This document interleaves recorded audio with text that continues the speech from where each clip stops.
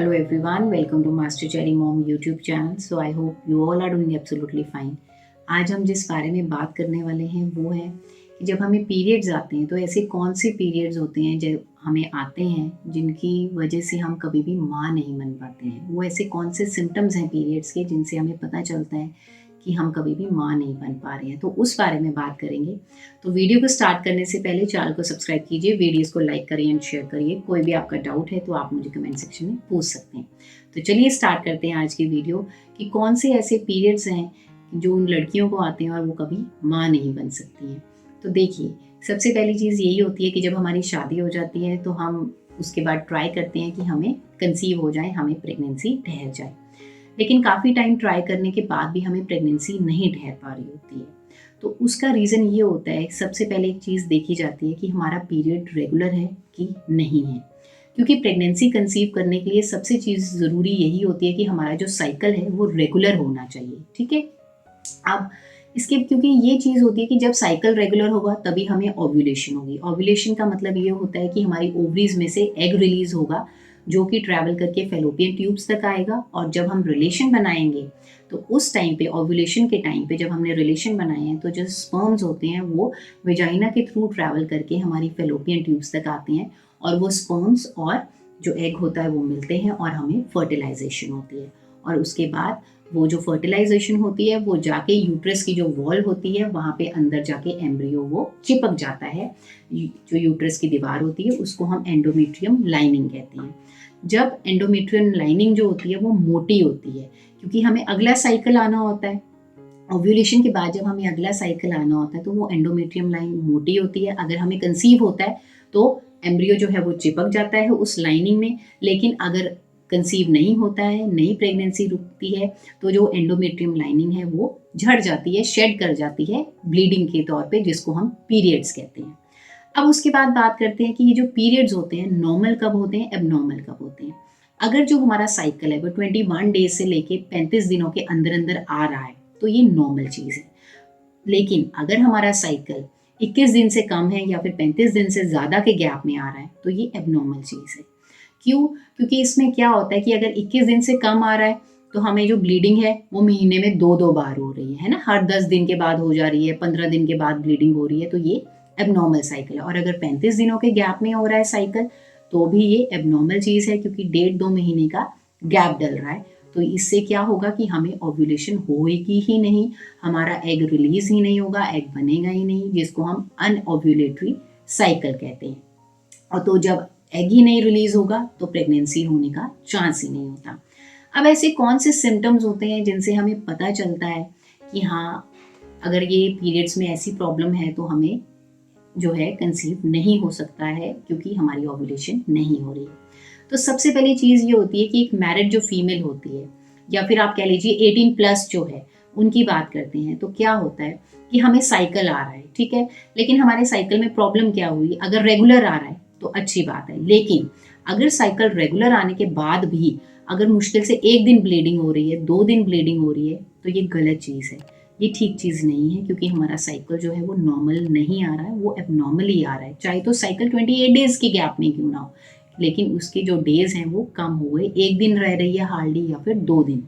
या फिर ऐसा भी हो सकता है कि मंथ में 2 बार आपको स्पॉटिंग हो रही है, 2 बार ब्लीडिंग हो रही है, तो वो भी गलत है। या फिर ऐसा भी हो सकता है कि आपका जब साइकिल आ रहा है, चाहे वो रेगुलर हो, लेकिन आपको हल्की सी स्पॉटिंग होती है और उसके बाद वो स्पॉटिंग होती ही नहीं है, तो उसको भी आप पीरियड्स नहीं कह सकते हैं, वो भी नॉर्मल पीरियड नहीं होते हैं।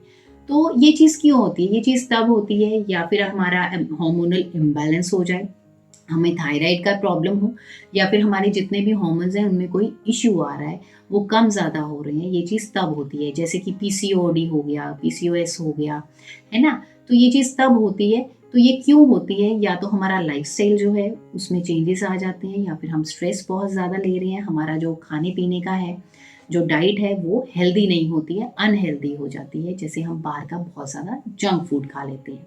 साइड बाय साइड क्या होता है कि हमारा वेट गेन भी बहुत होता है, और जब वेट गेन बहुत ज़्यादा हो रहा होता है तो उससे भी क्या होता है, हमारा साइकिल जो है वो हिल जाता है, हमारे रेगुलर साइकिल्स नहीं रहते हैं, और जो क्या करता है हमारे साइकिल को इरेगुलर कर देता है। अब उसके बाद करते हैं सेकंड जो चीज़ होती है वो होती है जैसे किसी को 13-14 ईयर्स की गर्ल्स होती हैं, उनको साइकिल पीरियड्स आना शुरू होते हैं।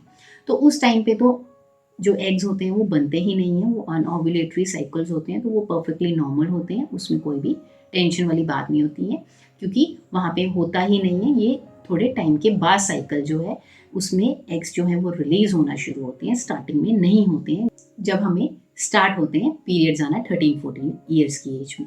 अब उसकी बात करते हैं, थर्ड जो चीज़ आती है वो होती है पेल्विक इन्फ्लामेटरी डिसीजेस।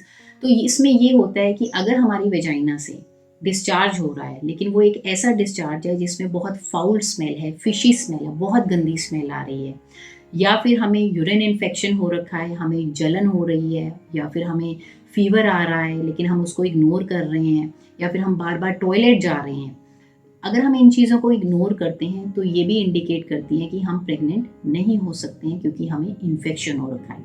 एक चीज़ होती है कि जब हम रिलेशंस बनाते हैं, अगर रिलेशंस बनाने के टाइम में हमें पेन हो रही है, तो ये भी एक पेल्विक इन्फ्लेमेटरी डिसीज़ का ही सिम्टम है। ये इंडिकेट कर रहा है कि हमारे अंदर वेजाइनल एरिया में कहीं पे कोई इन्फेक्शन हो रखा है, जिसे कि डॉक्टर को दिखाना ज़रूरी है, क्योंकि जब तक उस इन्फेक्शन को हम ख़त्म ही नहीं करेंगे तब तक जो है क्या होगा, हमें कंसीव नहीं हो पाएगा। साइड बाय साइड आपने ये भी ध्यान रखना है कि अगर हम, जैसे हमें डिस्चार्ज आ रहा है, बहुत एक्सेस में डिस्चार्ज आ रहा है, या फिर उसका कलर जो है येलो, ग्रीन, ब्लू हो रहा है, डार्क ग्रे हो रहा है, तो इससे क्या होता है कि इस डिस्चार्ज को अगर हम इग्नोर कर दें कि कोई बात नहीं, नॉर्मल चीज़ है, तो धीरे धीरे ये जो डिस्चार्ज है, जब तक आप डॉक्टर को दिखाने जाएंगे, अगर आपने 1-2 महीने का ज़्यादा गैप दे दिया, तो उससे क्या होगा कि फर्दर जो है हमें ओव्यूलेशन जो है परमानेंटली बंद हो सकती है।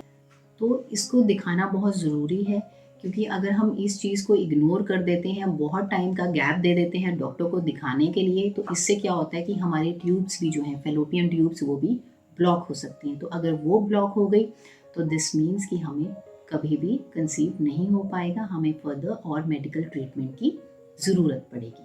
अब उसके बाद जो नेक्स्ट चीज़ आती है, वो मैंने आपको पहले भी थोड़ा सा बताया है, मैं फिर बता देती हूँ, वो होती है ओबेसिटी। हमारा वेट कितना है वो हमें ध्यान देना होता है। अगर हमारा वेट ज़रूरत से ज़्यादा है हमारी बॉडी मास इंडेक्स के कंपैरिजन में, तो उससे क्या होगा, ओबेसिटी आएगी, मोटापा आएगा, और जितना ज़्यादा मोटापा आएगा वो फर्दर और हमारे हार्मोन्स को इम्बैलेंस कर देता है, जैसे थायराइड हो गया, डायबिटीज़ हो गई।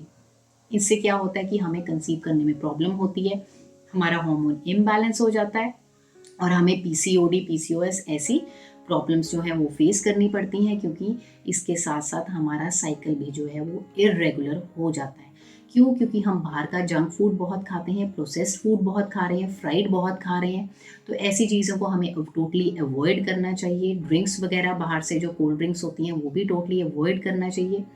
हमें क्या खाना चाहिए? फ्रूट्स, वेजिटेबल्स, और घर का एकदम जो खाना बना होता है सिंपल सा, वो खाना चाहिए। तो ये जो चीज़ें मैंने आपको बताई, ये वो चीज़ें हैं जो नॉर्मल हमारी लाइफ में हो रही हैं, है ना? हम इनको इग्नोर भी कर देते हैं, ध्यान नहीं देते हैं, तो इस वजह से हमारे जो पीरियड्स हैं वो इर्रेगुलर हो जाते हैं, और जिसकी वजह से हमारी ओव्यूलेशन नहीं हो पाती है। तो आपने ध्यान रखना है कि कहीं आपको ऐसा कोई सिम्टम तो नहीं है। अगर आपको ऐसा कोई सिम्टम दिख रहा है तो आप डॉक्टर को कंसल्ट करिए, ताकि उसका ट्रीटमेंट लेके आप जल्दी से माँ बन सकें। सो आई होप इस वीडियो से आपको हेल्प मिली होगी। जाने से पहले चैनल को सब्सक्राइब कीजिए, वीडियोस को लाइक करिए एंड शेयर करिए। कोई भी आपका डाउट है तो आप मुझे कमेंट सेक्शन में पूछ सकते हैं। मिलते हैं नेक्स्ट वीडियो में। Till then take care, thank you and bye bye.